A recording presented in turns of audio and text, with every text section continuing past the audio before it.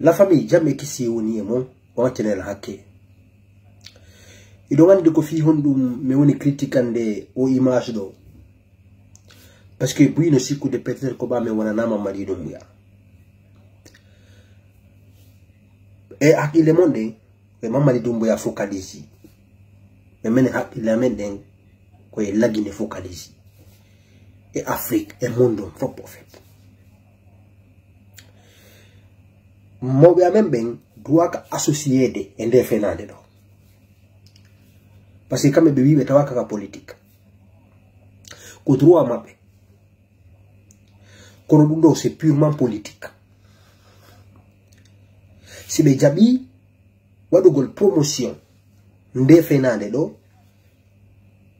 mo be amen ben kan doit jabude au moins wowlangol Mamadi Doumbouya en gonga kan fi yobe yaltimbe to nyaabe yobe accu wargol bi be yobe accu kidnappugol be yobe jonnuto en aliuba yobe respecte droit peuple be doit be yudde dum parce que ko be hore be dina parce que dum Allah halfini be kono si be innama hande yobe dénonce ko ni feddi de ko be net no kambe be tawaga e politique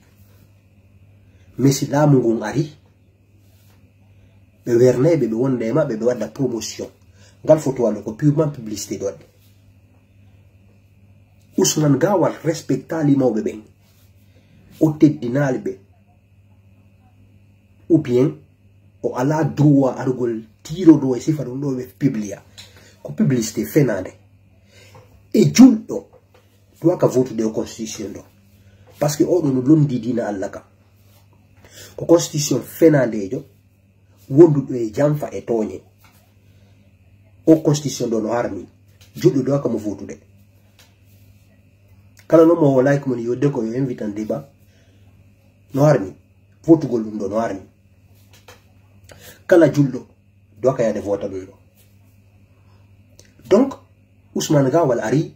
o wuli ko wuli wo constitution sans évidi mabbe ni e hore fenade o constitution do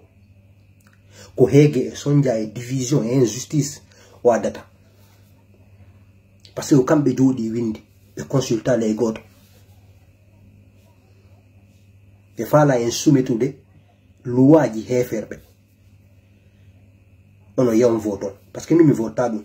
yawon voton. C'est ça la vérité. Maintenant, Iugol non, Ousmane Gawal noir utilise ma même ou de promotion finale, mais me woni contre moi.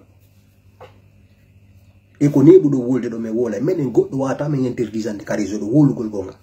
Mais yenna ta goto kon me wolante gonga. Hayska on bodide. Kala fala do yo yennu men 24 heures sur 24. Non ne répond pas. Mais me wola na yon gonga. Au constitution do no army. Juldo doit comme vote de et la mungu yo utilise ko mo be futa be wadugol promotion de fenade do et mo be futa be yobe accu tawtugol nde fenade do c'est ça la vérité dum no yo welu mo mettata a bon entender salut